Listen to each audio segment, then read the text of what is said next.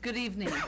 I would like to welcome you all to this work session on July 10th, 2013 of the Richmond Community Schools Board of School Trustees.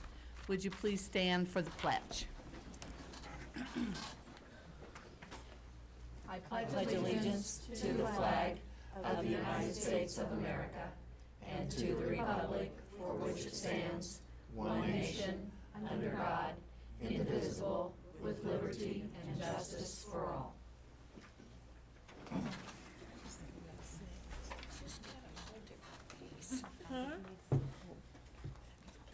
Okay, we're going to start out with our statement of mission. Richmond Community Schools will graduate students who are literate, responsible, proficient in state and national standards, and college and career ready. Thank you, Aaron and Dixie, our vision. By 2020, Richmond Community Schools will be the highest performing school system in East Central Indiana. Thank you. And now we are ready for our snapshots of success.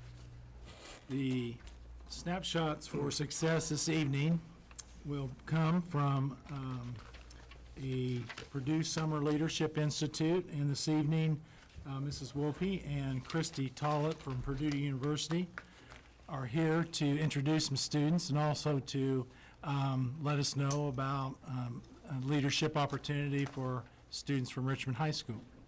If they'd like to come forward.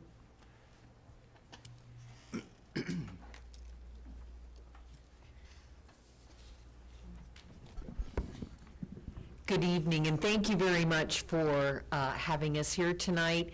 We're very, very proud of our partnerships that we have, not only at Richmond High School, but within Richmond Community Schools.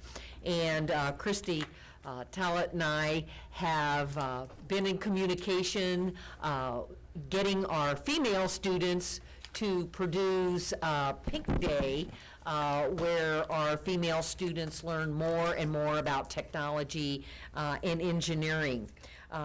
Tonight, we are celebrating the Purdue Summer Leadership Institute, where we had 5 Richmond High School students that participated in the leadership. And before I turned it over to Christy, one of our students, Spencer Landman, was not able to make it tonight, and his dad sent an email to Christy, and I thought it said a lot. It said, Spencer really enjoyed the program, and he seemed to grow and broaden his personal perspective in a role as a leader.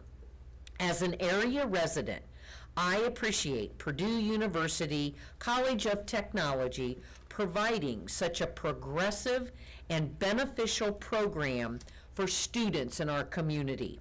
As a parent, thank you for stretching my son's horizons. It really does take a community to raise a child. And I think that's what we're celebrating tonight. So I will turn this over to Christy. Thank you. Thank you.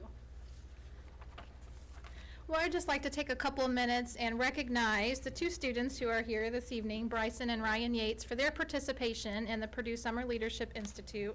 Last month, we had a 3-day institute at Quaker Hill Conference Center, and we were just so impressed by all of the students who attended to commit to 3 days. Everyone was on time, they participated, they were engaged. It was just really a wonderful event, and it was our first event, so the first time we've offered the Leadership Institute. So we have some really good feedback from the students who participated this year, and one of the things probably about half of the students expressed was they wanted to gain more confidence in public speaking skills. So we took note of that. And I'll give the opportunity for both gentlemen to just say a couple things about what they learned. We won't put you on display and make you give a presentation, but I do want to go ahead and just give you a certificate and recognize your commitment to the Leadership Institute, and just thank you so much for attending and joining Purdue for our first event. Thank you. Congratulations. And the other students who attended who are not here was Amanda Smith, she participated, and Lindsay McDonald, and then Spencer Landman as Ray mentioned. So we had the 5 students from Richmond. So I'll let you guys give a chance to just say a couple things about what you learned or what you took away from the event. Have your card. Certainly do look alike. Yeah. But you've never heard that before. Well, well, 3 things I learned was ethics are how how one holds himself. Give credit to where it's due, and you have to close like the gap of communication. Make sure you understand what the other person's saying. Make sure everybody's on the same page. Would you tell us which one you are? Who you are? Bryson. Okay. And you're a senior? Yes. Okay. 3 things that I learned at the Purdue Summer Leadership Institute was how to give a 30-second speech, how proper eating works, and I learned that the safest color is gray. So I see a lot of safe people here today.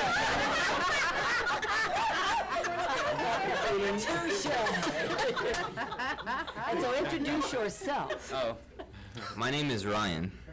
And what year are you? I'm a sophomore. You will be your rising sophomore. Yeah.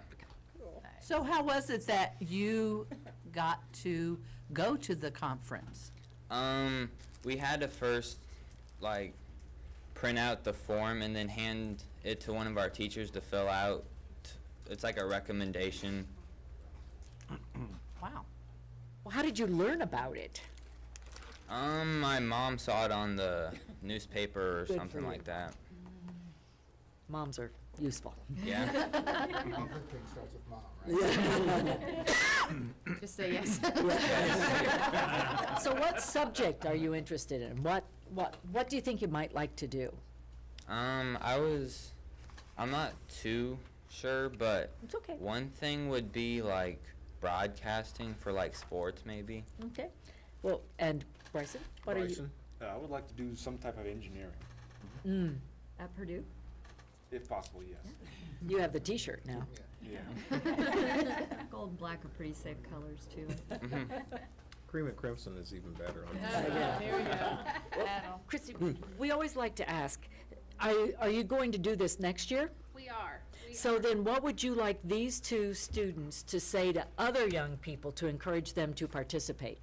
Just your honest opinion about what you learned. I think because it was the first year, a lot of the students who attended this year, they didn't know what to expect. And we talked about that a little bit on the first day. The students were like, wow, this is a little different than what I expected. And so I think it would be good to pass along your experience and what you learned and how that could benefit you and others in your school or in the future with a career or in college or a job, so. Thank you. Thanks, Thank you very much. Thank you for coming this evening. No problem. Thank you for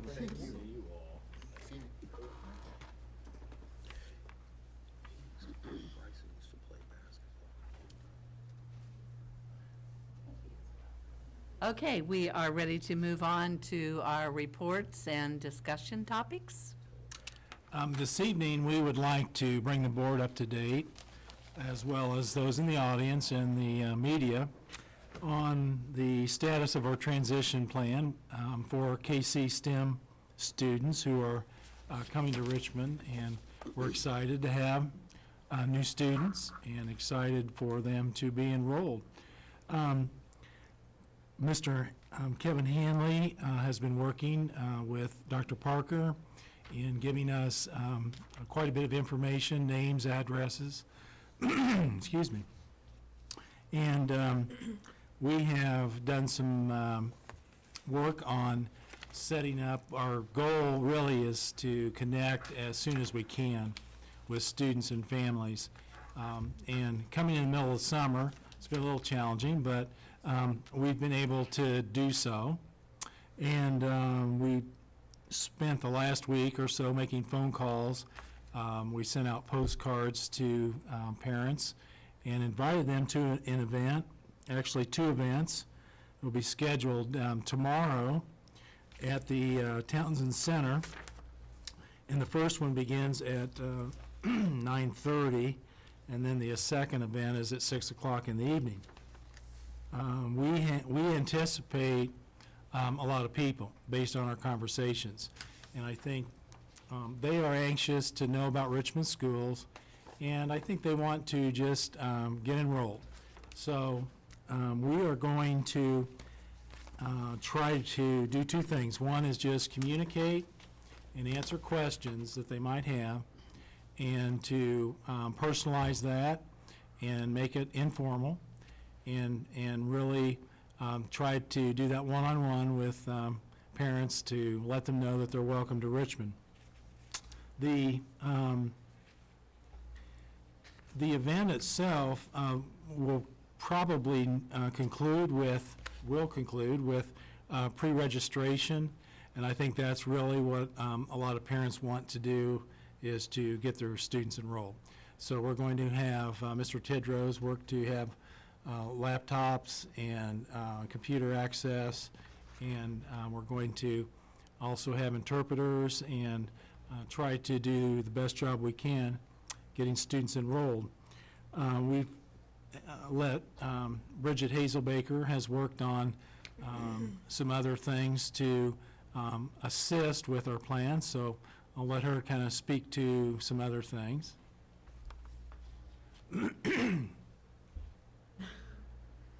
Well, we have Amigos is going to be there also, so we have a lot of the KC STEM staff, their interpreters will also be there to help the families. Amigos, Pam Hancock is a friend of mine, so she and I have been in collaboration. We've passed out flyers at a lot of the Hispanic churches in Richmond to get information out. And then we've also created a flyer with information about all of our schools that we offer. And then, of course, information dates for registration, the first day of school. We'll have the school calendar available also, in the school supply list in English and in Spanish available for our parents tomorrow. Mr. Hanley is going to be there to welcome us also. Townsend Center's been gracious enough to let us meet in their facility. We have some, we're not sure about the numbers. We're kind of anticipating quite a few coming in tomorrow in the morning and the afternoon. Will you be taking the big Richmond map to show where people? We're taking the district map around with us. And then we're also, since we have the laptops, we'll be able to type in specific individual addresses also through EduLog to let them know what schools they'll also be available in. And then Mr. Coddington had mentioned, maybe some maybe prospective bus routes that parents can look into, bus stops that may be in the area that we'll look at also. Dr. Parker will be there. We'll have refreshments provided by Central Kitchen.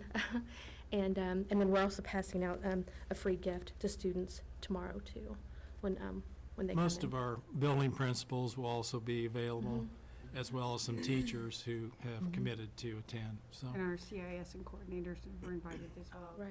CIS will be there also. Good. So will there be a brief presentation by Richmond Community Schools or how will that work? Yes, it will be brief. We've talked about that, and we feel like we will present information about start times, how to register, and very, very basic in terms of how much we cover, and then allow them to ask questions because we think they had a lot in their minds, and so we have enough representatives from various angles to answer questions, and then we'll assist them to pre-register. Okay. Well, I've had some questions.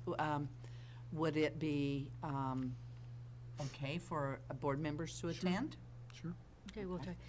absolutely. The other, couple of other things that I keep thinking about in terms of transitioning the families, because a lot of them have been using childcare and after-school care at Townsend Center. Will we have information, because we do have Y-Care and we do have access to Boys and Girls Club, and so we just need to make sure that they don't feel as though they're just being Right. left out there. Well, in the after-school programs, we have Girls Inc., so we'll have information about Girls Inc.'s enrollment. We'll have the registration forms available, and then Good. we'll also have information for Boys and Girls Club at Fairview. And then I need to find Y-Care, that's great, I need to make sure I get that tonight. for Y Care, if people are interested also in Y Care and the transportation. Yeah, because I know they used Townsend Center a lot before and after school. Right. Are you, you're gonna do Boys and Girls Club also, the other units too? I mean, I know Yeah, you said Central Fairview, and but, Je- and okay. Je- yeah, Jeffers, all three Depending where in they're Richmond. going, they Right. might not use Fairview, okay. Well, and Mr. Bolser, I spoke to him today too, just to let them know, as far as those, anybody's in 7th and 8th grade and 5th and 6th grade, they'll be eligible for our sports programs that we have at Denison Test. Will there be any coaches there? I don't know. I I don't know if they'll be coming or not. That was one of the questions that I had about coaches. I mean, just to give the full aspect of what Richmond Community Schools has to offer.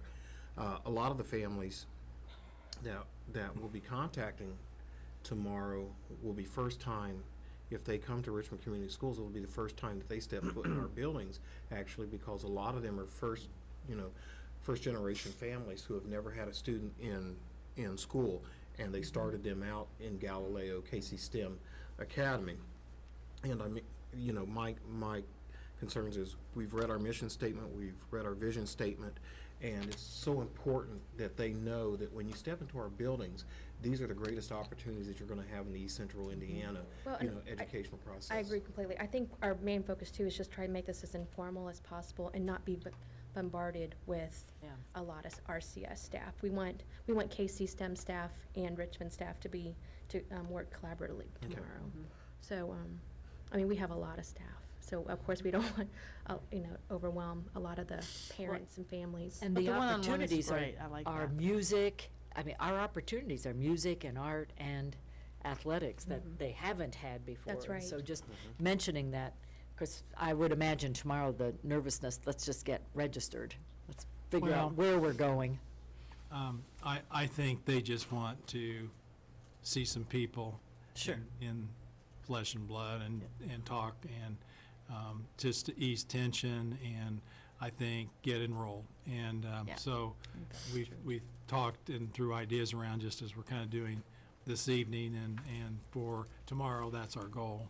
Good. We have back to school events and some other things that I think they certainly Sure. will encourage them to attend. Well, I think once we have down what school they'll be attending, we'll be able to get some more in-depth information to them, other than just district-wide information, more school data Sure. for them, school information. Based on the addresses that we have, Dr. Parker really has laid out where the students would attend based on those addresses. So that should not take too much time unless they've moved Sure. since we received Are that. they pretty well distributed?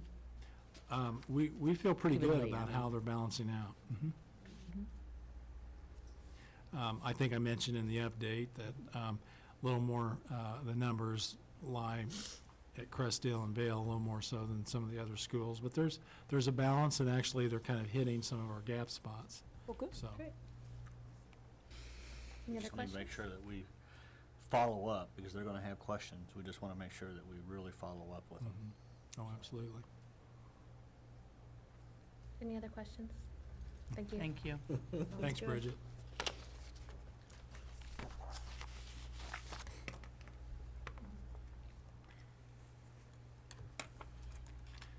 Our next report, we've asked Mr. Mays to give us an update. There's been a lot of activity in our buildings, and I felt like we'd get an update. I thought we were going to meet over there in the middle of Libel Field. Wouldn't that be fun? 50-yard line or something. I wanted to run across the goal line. Yeah. It's been a long time. Maybe when the new press box is built. Well, maybe the next board meeting, we could have it right in the middle. Let's at least take a tour. Okay, well, I'd like to report, we'll start out on Dennis and give you some time or some dates. For instance, on July the 19th, which is a week from this coming Friday, we're going to turn the second floor, except for 2 science rooms and an art room. They'll be completed. There's 17 classrooms that'll be done, and then 6 classrooms on the first floor.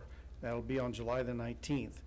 On July the 22nd, as we had talked last time, John Hamilton has his crews all set to put all the furniture on the second floor, and actually all the furniture right now is in those, if you've driven by there, they're in those 6 trucks trailers that are out there on the parking lot. So he's got them separated so we can get that up on the second floor.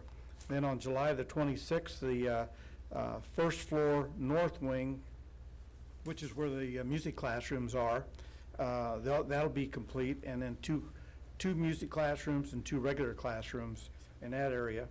And then on July the 31st, all of the first floor office areas, teacher lounge, and 3 classrooms on the first floor will be complete, along with the 2 science rooms and art room. So on July the 31st, the entire building will be complete, and all areas to move into on August the 2nd.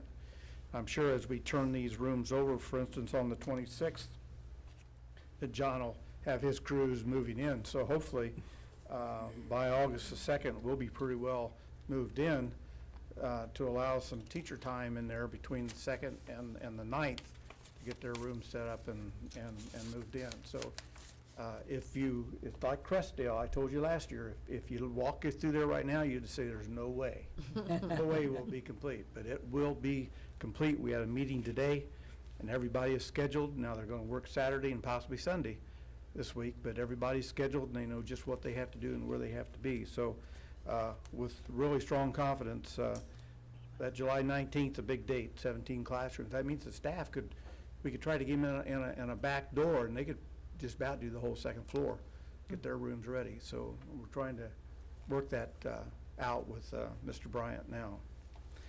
Then on Charles, we're in good shape on Charles. They have the painting, wall covering, carpet, everything's to be done on the 15th on those 4 classrooms. We're right on schedule. We're going to take quotes on the parking lot the 26th of July and be able to start that right after the 1st of August. And I indicated last time that would not be done, but it'll be done by the end of September. On Hibbard, the classroom unit ventilators came in about a week earlier than what we anticipated, which is great news. They've already set them in each classroom. They're starting to hook those up right now, and there's no problem with the schedule there of August 2nd. Because teachers can still move in. They're going to put set the classrooms up, and the only thing they'll be working on are the unit ventilators, so they'll have access. On the drive and drop-off, if you've been by there lately, the concrete's probably 80% poured, curbs and walks, and next week they're going to start putting in the stone, and by the end of next week we'll be blacktopping. Then on the Excel Center, would like to report that the Excel group, they've allocated $300,000 to go in and paint every room in their portion of the building, put new lamps in every light fixture, make sure every fixture works. They're going to put an elevator in so they can have handicap access both first and second floor, and they're building 3 restrooms so that they can have adult-type restrooms in the building, and that they're working on a fast-paced schedule using all Richmond contractors, and that they hope to have that done around the 19th. On our part, Mr. Coddington will review with you tonight the bids for the sprinkler, but we've been working on the roof, and it's 90% complete now, and that this week they started our portion that we were obligated to do, cleaning and repairing the unit ventilators that aren't working properly, and then the only other part of that scenario is the sprinklers. So then at the Richmond High School, we're going to pull that up right now. On the football field, I'd like to show you right now is on the west side. Those bleachers, this picture is about 2 days old. Those bleachers are probably 90% complete now. They have the seats and the walkways done. They're starting to put the back on it, and they'll have that done on Friday. And when they get that done on Friday, they'll move over to this side right here, and at tomorrow morning, and I'm correct on this, so you won't believe it, but at 4:30 tomorrow morning, we're going to pour the concrete in here, and it's such a big pour from this point back to where that backhoe is, and from right there to here, that we have to pour it that early so that we can get it set up before the hot afternoon sun hits it and it gets away from it. So I'll be there at 4:30 with them in the morning because I have to check the concrete when it goes, because we have to pump it in there and we have to make sure that we have the right consistency. Right in this area right here are the column footers for the press box. And this set of bleachers will be done by the 29th of July. And on the 30th, the 31st, the structural steel will be up on the press box, and the press box will be delivered on the 31st. And when it comes in, then they set it right up in place. And it's 100% done except for us hooking up the electrical to it. You can see just a portion of the field right there. This is looking from Civic Hall, and that what are in these bags right now are the rubber pellets that they're holding this down because it's not tied down yet, and they were concerned about the storm coming through today. But the field is pretty well complete. They have to still do the sidelines, which they now have done. And then this end zone right in here, you can see that real thin black line right there, and that's the end of the soccer field.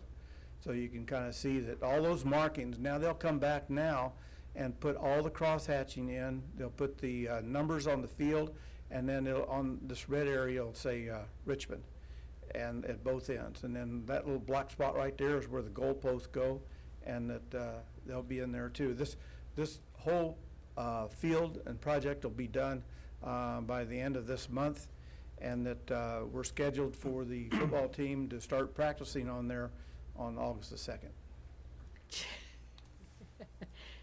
Do we have a chamber ribbon cutting planned? They are working on a very well orchestrated opening in the Connorsville game, which is our first homecoming game, and Chad's working on that with Dr. Borf. It's AMAZEING. What's happening? Thank you, Mr. Mays. Thanks, Ron. Okay, thank you very much. Thank you. It has certainly caused a stir. That is the question. truth. That field has certainly caused a stir. The drive-through at Dennis. Yes. I drove by there, last time I was by there, I believe it was last Friday. How's that coming along? They've got the curbs all on one side. They have the parking lot cut and walks and curbs poured on the upper level. And now they'll start back on the drive part and put the curbs and walks in there. And they hope to start putting gravel in there the end of next week. And then Milestone will be paving that and working with, and they'll be paving then Hibbert at the same time. And the expectation of completion for Dennis is, do you have a date as August 2nd. August the 2nd? 100% complete August 2nd. Okay. Wow. Okay, thank you. Thank you, and I probably won't see you in the morning. I'll probably hear you. True. Don't call the police. I will not call the police, I promise. Okay, we are now ready for action items. Okay, first action item, the C.R. Richardson Fire Suppression System bid. Mr. Coddington will present that for your approval. Thank you. The C.R. Richardson fire suppressant bids were received on Tuesday, July 2nd. Notice to bidders was published in the Palladium item on June 13th and 20th. Proof of publication is on file in our business office. The receipt of the bid sheets is enclosed for your information. All bids and bid documents are also on file. Therefore, it is recommended that the C.R. Richardson Fire Suppressant System bid is awarded to Central Fire Protection of Springfield, Ohio, with a low base bid of $116,500, plus an add alternate number 1 to run a water line to a 12-inch main on South L Street for additional water pressure in the amount of $10,500, for a total bid recommendation of $127,000, meeting bid specifications as presented. Okay, do I have a motion? I so move. Motion made by Jeff Slifer, seconded by Kelly Baumgartner. Comments, questions? Kelly? I don't know if this is an appropriate question or not, but there's a huge difference in the amount of the bids. Do you have any idea what could account for the difference of, what is it, about $70,000? I don't know specifically what but every one of these, when you post a bid, you have to post a bond, and they have to be bondable that certify that they are able to do this. We question them, is this going to be done? Mr. Mays went, have you looked at your bid? The other two were within $5,000, and they came back and said, while there may have been some errors in the bid, they're going to stand by the bid, they're going to do the bid, they're going to start the bid, and they're going to have this project done by the 19th of August, not by November or December 31st. Because the only way they can bring it in Is if is they to do get it, it done and get out of there. So if you could see earlier, they've already started staging in Yeah. anticipation of possibly board accepting this bid. So they're ready to go upon approval. So their reasoning is they're getting it done quicker so they have less labor. Yes. And it should be pointed out that we backed off of this project a little bit on the timing and to go out for competitive bids. And this is $125,000 below what we originally budgeted. absolutely. Is that right? I mean, so I think that's worth noting, so. Absolutely. 3 of anything in this case is good. Okay, all in favor signify by saying aye. Aye. Opposed, same sign. Motion carried. The next action item is the McKinney-Vento grant opportunity, and I'll let Dr. Parker explain that. Okay, what we're bringing to you tonight is just an outline of a grant that we would like to submit, and it's highly unusual for us to do that, but we got the information a little late, and we met with the Communities and Schools representatives. Misty Hollis and I went and met with them and talked about the opportunities. Homelessness, the definition is very broad, and so when you read in the paper that we're pursuing a homeless grant, I don't want people to think that we have a lot of children living on the streets in Richmond. The main way that we would qualify for this grant is the number of families that we have who are living in what they consider doubled-up accommodations, who because of economic hardship have lost their home and have moved in with family members or friends, and they're sharing a household. Per the definition, they are considered homeless. And so we are, this past year, put a little bit more emphasis on asking the questions and getting kids identified and tagged in Power School. The grant requires us to have identified 50 children. When we did our report on June 14th from Power School, we had 34 students, and so technically, we're not eligible for the grant. But having been in the grant business for a while, we decided we would go ahead and try because CIS has collected some data just in their work with students at Tier 2 that would suggest that our numbers are much higher. And so a part of the writing of the grant would provide funds to provide professional development for our frontline workers, for our CIS personnel, for our principals, and how to ask that question in such a way that parents can maintain their dignity, but we can get the information we need to provide the services that students might need. The grant is very restrictive in terms of how we could use the funds. We can't use it to provide the things that our heart tells us we want to provide for these kids, which are services. Transportation is something we can provide. Housing is something we can't provide. But $75,000 would go a long way in helping our CIS coordinators to serve as case managers for students who might need to have their families and themselves linked to community resources. And again, the professional development component. We could use the funds to provide tutoring for students who may have fallen behind because of their homelessness.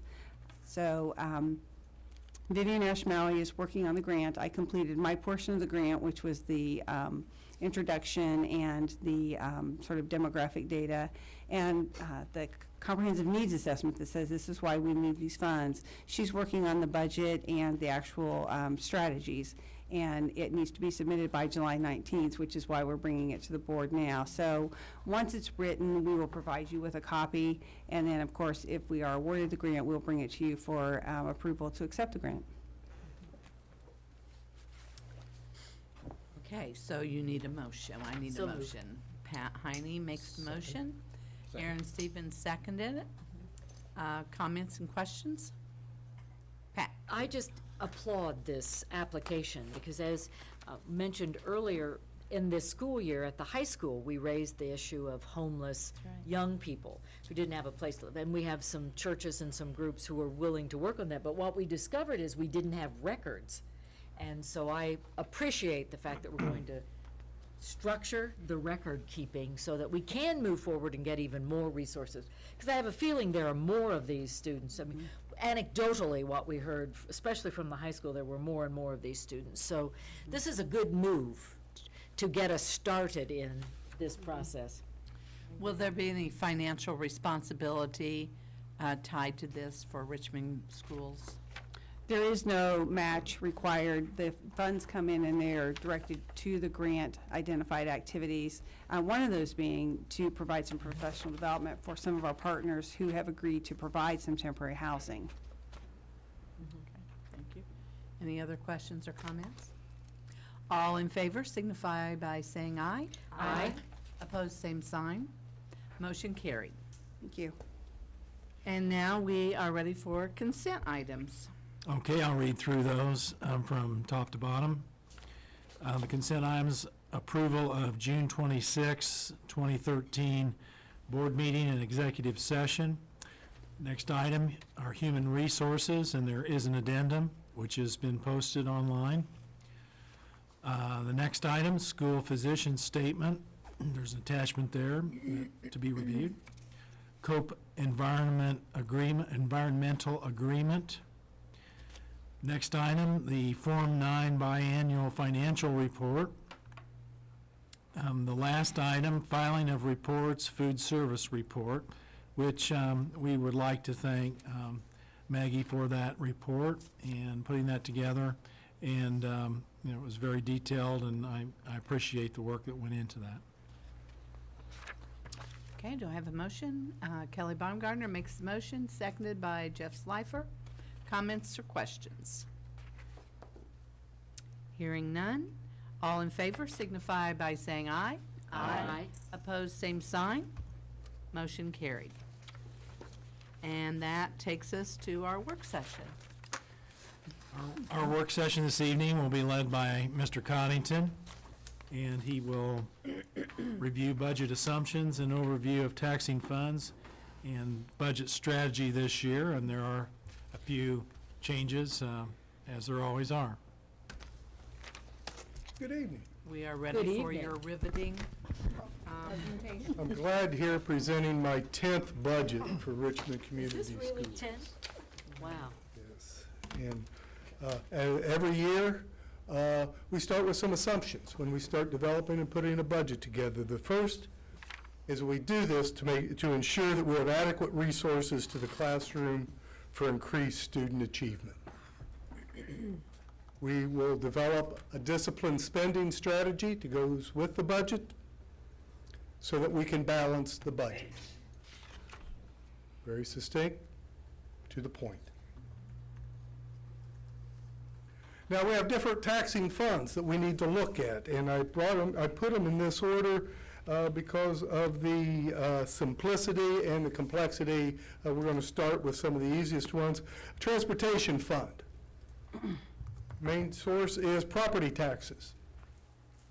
Now, how do you get a levy on that? And only the state of Indiana can explain that to me, but the maximum levy will increase by 3.6% based on the running average of personal non-farm income growth factor. Now, saying that, I have no idea what that means, but we will get a number from the state that says your levy can go up anywhere from 0 to a maximum of 4%, usually about 3.5. Again, then we have to put, as we put the budget together, we need to know what our assessed value is going to be in 2014. We've had a high assessed value of $1,611,000,000, and that was in 2007, 2008. You don't know, is our assessed value going to go up? Is our assessed value going to go down? So for budgetary purposes, realizing that you can lower your budget, but you can't raise it, I'm going to use an assessed value of $1,349,989, or 94% of last year's assessed value. Now, if we go down 10%, Then you're in trouble. then I missed it. We go up 5, we're fine. If we go down that, but I think we'll be fine. We all know where we are in this economy. I don't see that anything's particularly going to go down. Now, what expenditures come out of the transportation fund, and first and foremost, student transit fee is based on a levy of $2,410,000. Whatever our levy becomes is what we pay as a fee to student transit. But the other thing that we're going to have that is different, we had this year and we have next year, because of our restructuring of our schools district, we have 39 midday runs and that was not, we had 11 when we started the thing. So we've got an agreement that looks, how do you assess the midday run? We looked at the possibility if we don't do anything different next year with our transportation and how we do our midday routes as this year, it'll be approximately $120,000 more in revenue. One of the things that's built into our fee to student transit is a $100,000 qualifier for field trips for every school. And now that we have 6 elementaries to do that, the cost is, the revenue's gone up per building to do this. Any questions on the transportation fund? Yes, just, Yes. is $2,410,000, does that include the $120,000 and the $100,000? That, No, it does not include the 120. okay, It includes the 100. the 100. Bus replacement, we're based on property tax, by state statute, a 12-year plan, estimated value of $1.3 billion. And this year, we're going to replace 3 72 passengers and 1 white passenger bus. So when you see me bringing a budget to you at the end of July, that's what it'll have involved in there. Rainy day fund. But wants to know, where are we in the rainy day fund? How are we doing there? Rainy day fund will be used only with board approval and additional appropriation are allocated. Right now, we anticipate at the end of the year that we'll have a rainy day balance of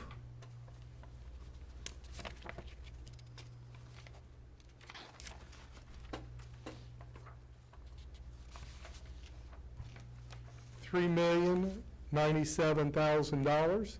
That will be unappropriated monies that should the school corporation, the administration, or the board deem necessary to use any of that money, it will take special dispensation from the board and asking the state to get an additional appropriation to do that. So that's very tightly controlled.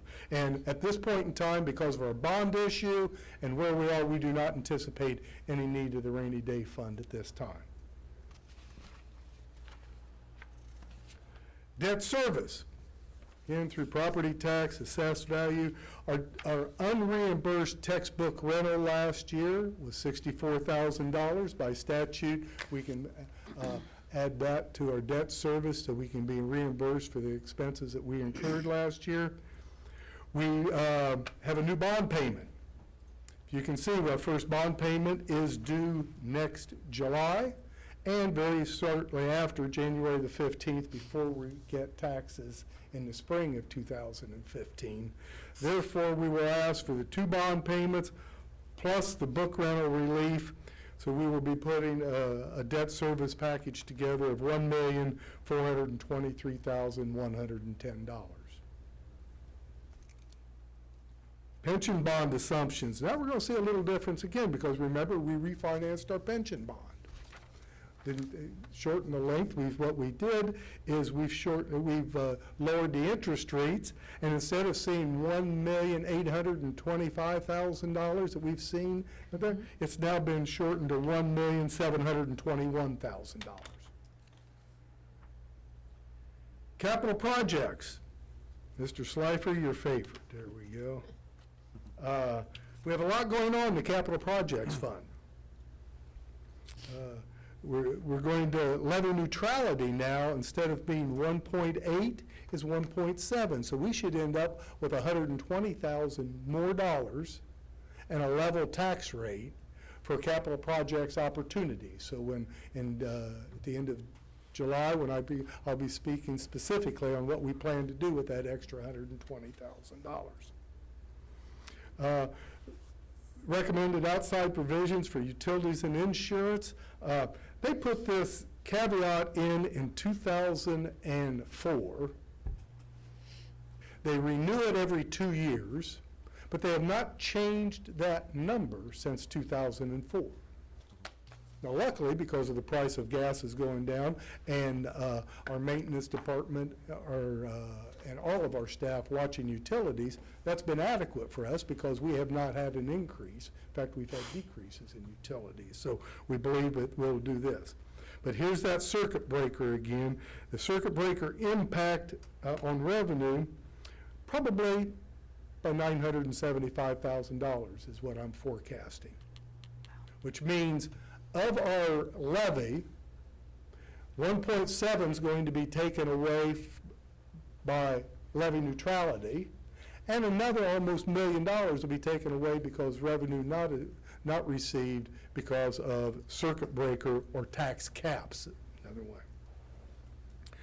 But as always, the promise that this administration makes to the board is expenditures will not exceed revenue, except for new building renovation, which will come from CPF cash balances upon board approval. At this point in time, we do not anticipate coming to the board and saying, we want to take our cash balance and do this, this, and this with it. We don't foresee that, but we understand. If we get $3.4 million in revenue next year in capital projects, we're going to spend 3.4. If we get 2.8 million, we're going to spend 2.8. We will live within our budget. We are not going to spend cash reserves without board approval. And as we always do now, our CPF plan expenditures will be building specific. Any question on any of the taxing funds before we get to the general fund? Because there's a lot of changes in the general fund. The revenue, as we all now know, 100% of the revenue comes from state sources. We pay particular attention to the categoricals. Categoricals in the state basic grant are basic tuition support, special ed, voc ed, honors, special ed, preschool, and all-day kindergarten. This is the first time you've seen that in there. It starts July 15th when we get our draw. We'll include all-day kindergarten for the 2013-14 school year. So it no longer will be paid in December as other income or other funding, as is adult ed, transfer tuition, summer school, indirect cost, and interest income. But will a child be counted whole or half? Half, Still? yes. By the formula, they count a kindergarten student as a half. And then they put an additional appropriation for all-day kindergarten for full-day kindergarten, because it's not mandated that everyone provide full-day kindergarten.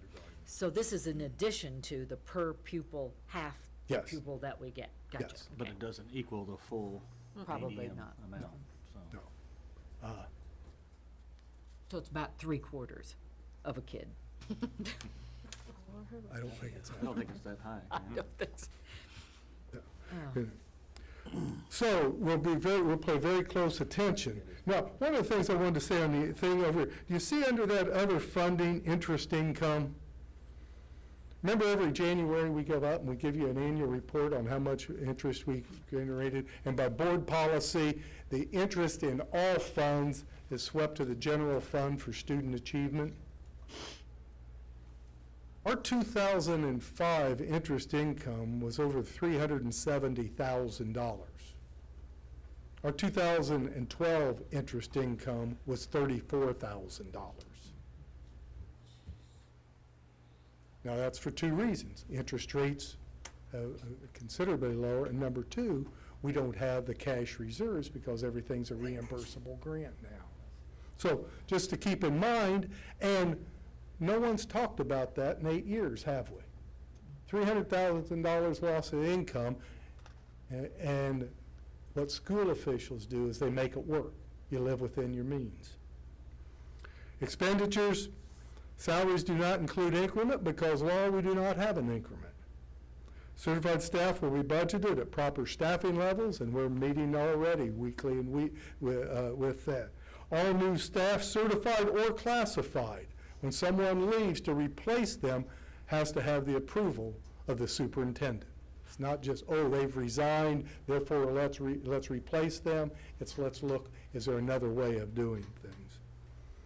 We will budget expenses for an additional 150 students with a possible closure of KC STEM Academy. And you can see when I put that in there last week, it was a possible closure now that we have that. Benefits, because of our arrangement, we do not anticipate any health, dental, or vision increases in our rates fund. Services, we believe an increase in utilities, property insurance, some staff development will be budgeted through grants and title, and school improvement teams will have the same amount of money that we've had in there will be budgeted for that. Supplies and material be allocated by building. Reserves. Remember, our goal is to balance the income and expenditures. As we put this budget together, and it will be completed in 2 weeks, I'll be bringing the first pass to you. Let us recap our assumptions. One, we do this to ensure adequate resources to the classroom for increased student achievement. Develop a disciplined spending plan in all funds, a balanced budget, and resources are allocated to support instructional initiatives. Be glad to entertain any questions on how I'm putting this together. I just have one piece of information that I'm supposed to share with you. It will come as no surprise that the Redevelopment Commission has decided not to give you any of our extra assessed valuation again this year, and that we just need to make that public. That you will get that letter, didn't you? I've already gotten the letter. You got the letter that says, We did not have it factored in our budget. I assumed that. On the general fund assumptions, with the KC STEM students that were coming, is the state, are they going to give funding for the last half of the year?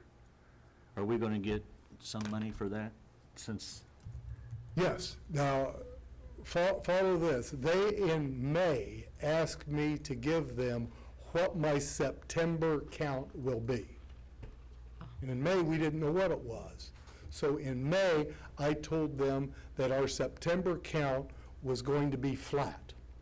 Not down 25, 30, 50 students like it was in February, but I said it's going to be flat. With that flat enrollment, they said, we will start paying Richmond Community Schools the number we put in for July, August, September, and October. That will include $134,000 more because of the state funding formula for us. Now, the September count will be added up in October and will be a thing, and then they will say, how did you do compared to what you said you were going to do, and they're going to settle up. If we have more students, they're going to give us more money. Retroactively? Yes, Well, to July 1st. Because the state's already budgeted the money for KC STEM. I mean, Yes. it's already there. That's correct. And not just us, every school corporation has to do that.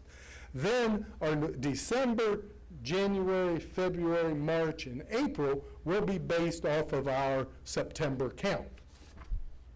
Now we have a count in February that in May, they're going to settle up and say, did you gain students or lose students? And if we went down in students in February, they will take money away because they've overpaid us for January, February, March, and April.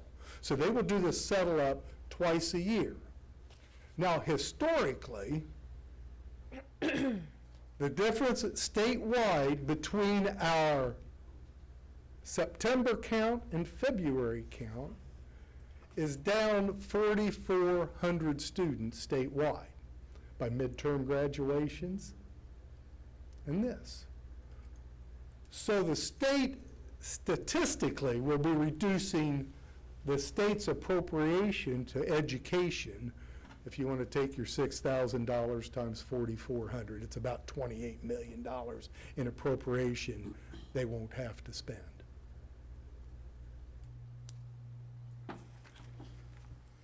But we won't get the potential, I mean, just rough numbers you're talking about.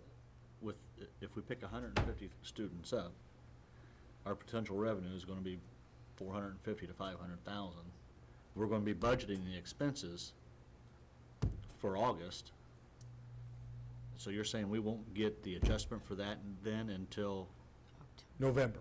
November? Well, I think as we take a look at the budgets, we need to keep that in mind, that some of this money is gonna be up front, and we need to make sure that we understand that on the cash flow. I will be presenting that at our 6-month, again, our July 24th meeting is going to be a lot of budget, and it's going to be 6 months. We're halfway through the year. What does the next 6 months look like? I will have that revenue in there. I will have a balanced budget, how we're going to get there and what it's going to look like. And then from the budget side, what new monies are put in there. Well, I think it's important that we communicate that, because I don't want people in our system thinking that we're spreading our resources thinner by accepting 150 new students, when reality, we're just upfront expend. We're just doing it upfront, but we'll get. So And we will get it retro also. They're not gonna get shortchanged, so. Aaron? Yes. Going back to the bus replacement, that aspect of this, would you just explain again to the public, because I know that they'll ask this, in regards to the need to replace 3 72-seat buses and one of the smaller buses? Because later on down the road, in the future, when you bring us back the full report on all of this, I'm going to ask the relevance, or to explain the relevance for the public in regards to the significance of us having an agreement with Sodrel, and how that's saving us money. And there's a school corporation, not to be mentioned here right now, that unfortunately is going to have to go to their community in regards to a referendum to get money to make sure that they still have, that they can still run buses to pick up their students, because they're because of the condition that they're in at this point. We're actually saving ourselves a lot by doing this. But again, go back to why it's a necessity to replace these buses. And the fact that we still own the buses. We own the buses. That's but we're the also- question. We own the buses, and it's a safety issue. You don't want a 15, 20-year-old bus on the road twice a day, 180 days in all climate. We keep these buses well-maintained, but at the end of 12 years, it's time to turn them. Just like some people trade their cars every 5, some trade them every 2. We in the state of Indiana, by law, said, don't trade them earlier than 12. But don't trade them later than 12 either. So that's why we do the 12. And so the 3, if you look on this, when I bring it to you in July, and I'll bring that up in there, look at the years of these buses. I'll bet you 2014 minus 12. I'll bet you'll find the chassis on those buses are what years? Anybody want to bet that it's not 2002? And we'll replace it 2002. Not 2003, 2002 buses. Since we're talking about the buses, I heard on the radio this week that we had 10% of our buses pulled out on the safety inspections, which would be what, 4 buses? but Is that, it'd be six. is it part of these being replaced too? I mean, is that, was it the older buses or? I'm not, are we talking about the February report, or are we talking? Well, They've just Oh. posted It just hit the Oh, radio. State this week. police are now going to release that information. It was released this week. And I did not have time to check whether that matched what came out from the one news media outlet. One that we saw in I February. remember that is a snapshot in time, and most of those are corrected, by the end of the day, a lot of them. So it's a snapshot in time of the issue that's going on Well, with then that maybe bus. since the state's releasing this information, maybe if we can get a follow-up report on that ourselves, so. And the report would actually be from February, you said? They're just Well, I'm releasing not it now, sure. so. I didn't hear the information and did not find an article. I heard it on the radio, to be honest. It was on, I heard it Tuesday, or Monday or Tuesday Been a this day or week. two. So if this was a February report, they did a spot visit, pulled 60 buses in, checked the same thing that they usually do summer, where you had all summer to get ready, and said, hey, you put it in line, the stop arm worked. When they went through it, the stop arm didn't. When they put it back in line, the stop arm worked. We do not have unsafe buses on the road at any time. The biggest worry about that article, though, before you go on, is that they said parents can contact the police, and they gave the website, and you can put in your kid's number. So it is of concern if the public thinks they can do those things. So I'm sorry, Jeff. Well, I'm just, we're responsible for the maintenance. Sodrill's not responsible they for are. the maintenance. They are Sodro is part of the 2.4 part of the million, 2.4, yes. okay. Their mechanics, their buses, their equipment, and their reputation. And that's why I know it's being done, and being done very well. Well, it's been a while since I read the contract, and I couldn't remember, since we own the buses, whether we were responsible for the maintenance. We've on them. leased the buses to them. We Okay. own them, we've leased them That's to right, that's right. them. And that's an important point. I would like to see a follow-up report on that, though. And we're still saving money.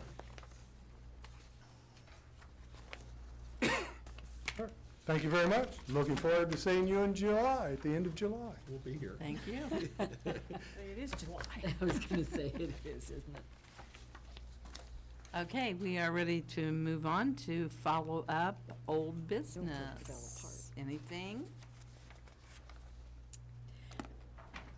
Is this where we should report that 4 of us did have the opportunity to attend the Indiana was School gonna do Board? that Gonna do on- that in the next one? Superintendent and Okay, board never reports, mind. but- Just scoot right on. Do it under public. Okay, public commentary? Anyone from the public wishing to speak tonight? Or No. mm-mm. press conference? We didn't do that either. Any questions? Nothing? Nothing. I do Yeah. have a small copy of the press release on that bus thing. Anyone wanted to read it, Oh, okay. Okay, thanks. Okay, now we're ready for superintendent, board reports, reflections, and celebrations. Before we do our board thing, I would like to welcome the REA, Richmond Education Association President, Scott Priest.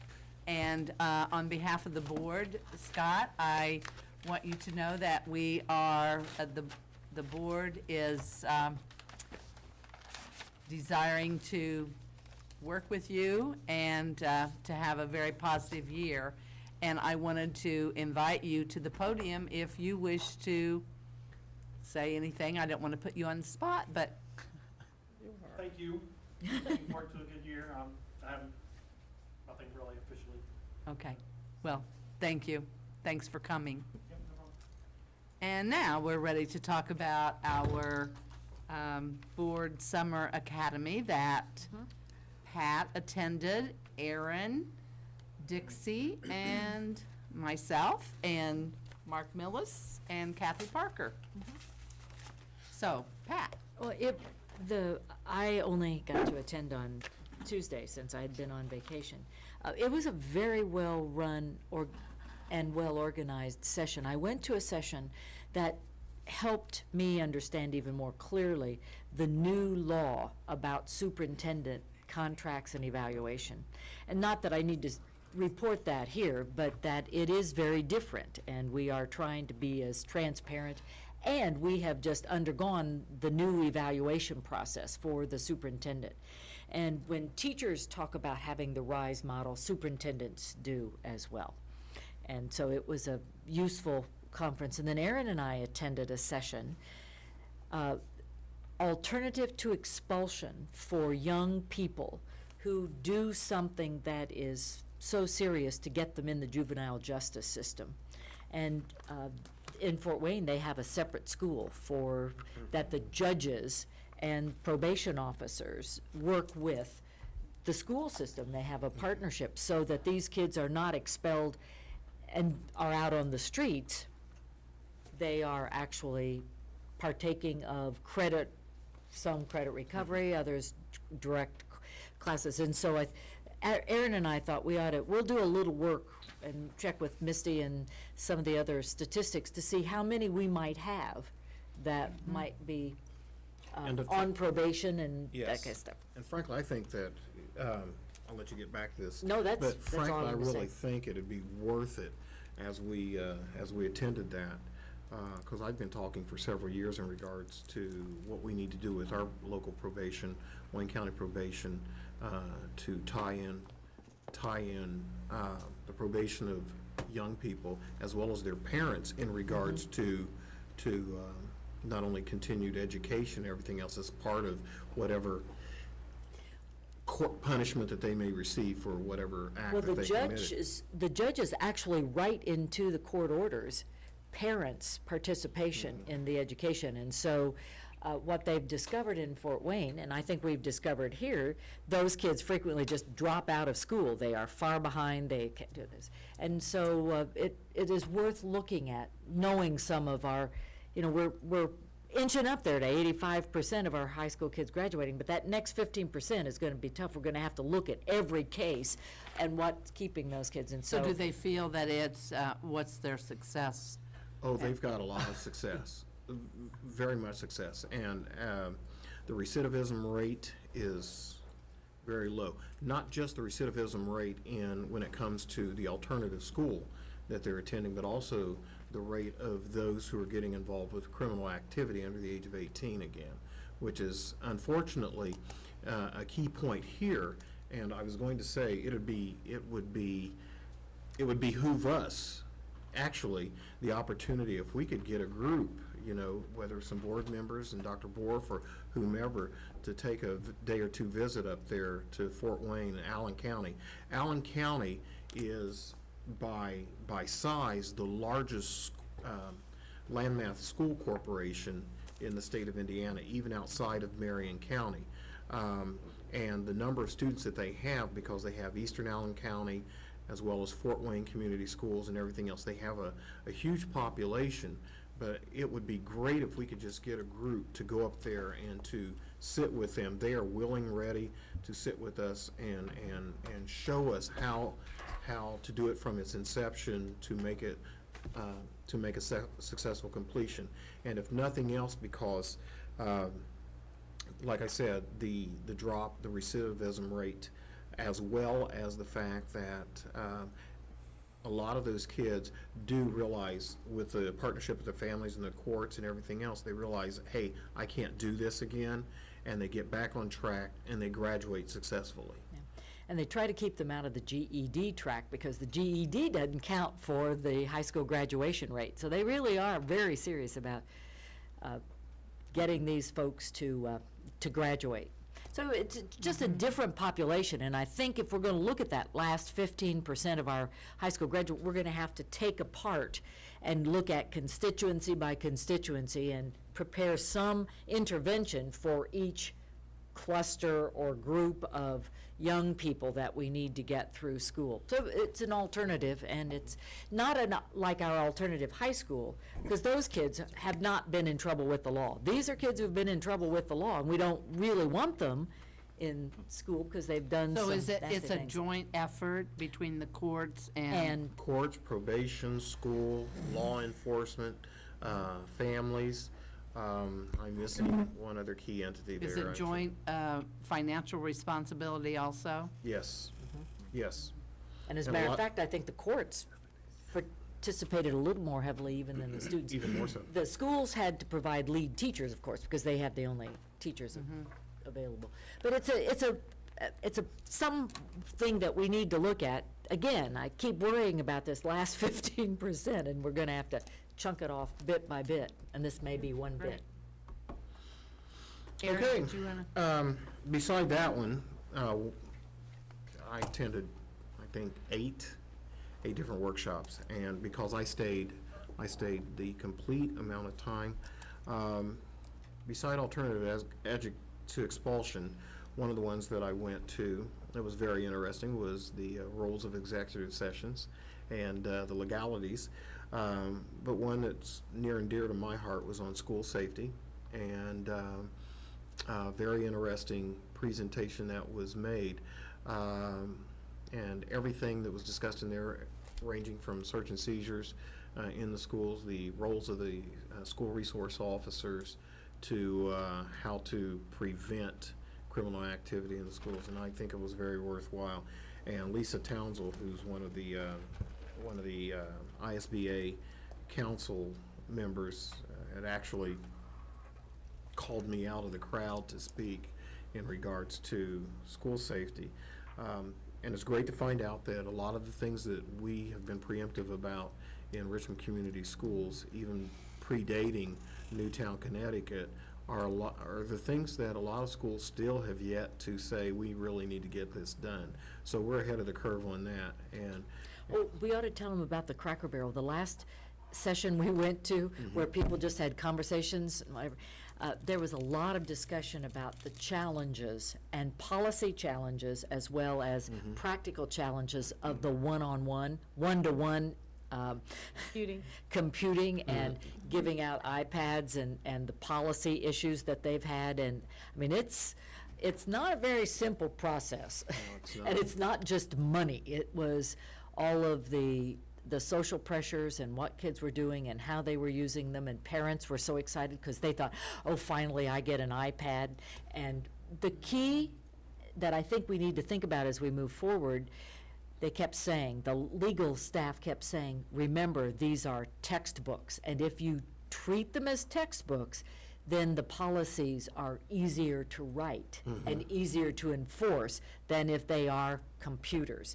So keep remembering they are textbooks. And so that was I think a word to the wise for us. outstanding conference. It was one of the better ones that I've attended. And you know, I appreciate the opportunity to go down with the rest of the board members and administrators who went. Something very good, a lot of good information that was put out here. Once again, we find that a lot of things that we here in RCS are ahead of the curve in so many areas that we don't realize, you know. And in some of the larger, even some of the larger school corporations around the state of Indiana, when it comes to the issues that are being presented at these workshops, we're finding out that we've been doing them for 3, 4, 5 years prior to, you know, it becoming a question in them. So, you know, maybe that's something that we should highlight even more. I hope to go back down to French Lick again sometime where I can enjoy it, where and get outside of the hotel and less humid. So, Dixie, do you have anything you want to share? Well, one of the ones that I attended that kind of tied in with some of the things they were talking about was legislation that affects policy. And they spent a great deal of time talking about the cyberbullying. oh yes. And the extension of the law now that covers clear through the summer on the weekends outside of school. It's gonna present some problems. And what you're saying is the law says we're responsible for Responsible. cyberbullying even when students are not in school. Regardless, even in the summer, because they are still enrolled students. You know, what is interesting about that just really floored me in that session was the fact that the policy and the legislation does not include cyberbullying if it originates outside of the state of Indiana.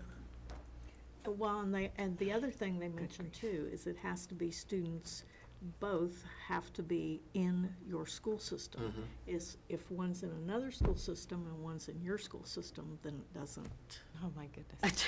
And it doesn't have to be on a computer that you provided. No. No.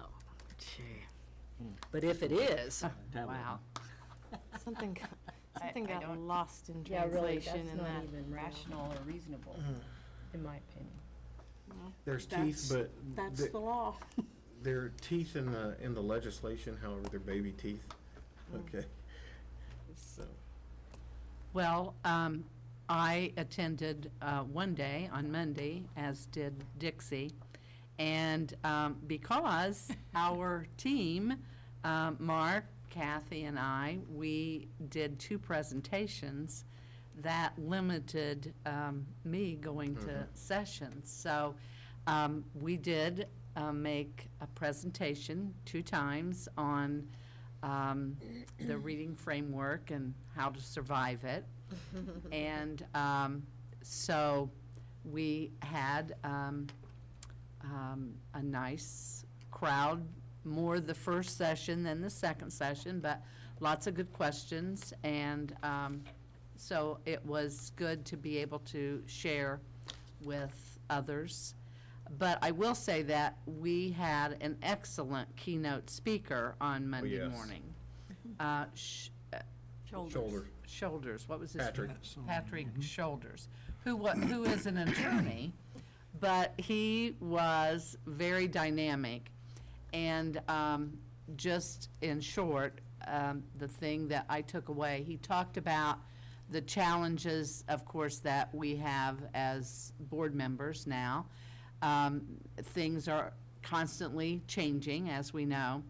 And he talked about how we need to learn, relearn, and unlearn. Yes. And so, you know, that was kind of catchy, and as he went through the presentation, he continued to refer to that. And as board members, that is what we are constantly doing, learning, relearning, and unlearning. So, anyway, that was very, very, a very nice keynote. Dixie? One of the other things that he mentioned too, and sometimes we don't really think about it that way, but he said too, that you have to think of your school system as usually in your town. I think we're the second largest employer in Richmond, but many of them are the largest employer in their town. You're also the largest transportation provider. You're the largest restaurant. So he mentioned there were like. Land. And landowner, property owner. So there's a lot of things that a school system has to deal with that you don't always think about. And it is, as being one of the largest of those in your community. Mark and Kathy, do you want to share Well, anything? Feel free if you do.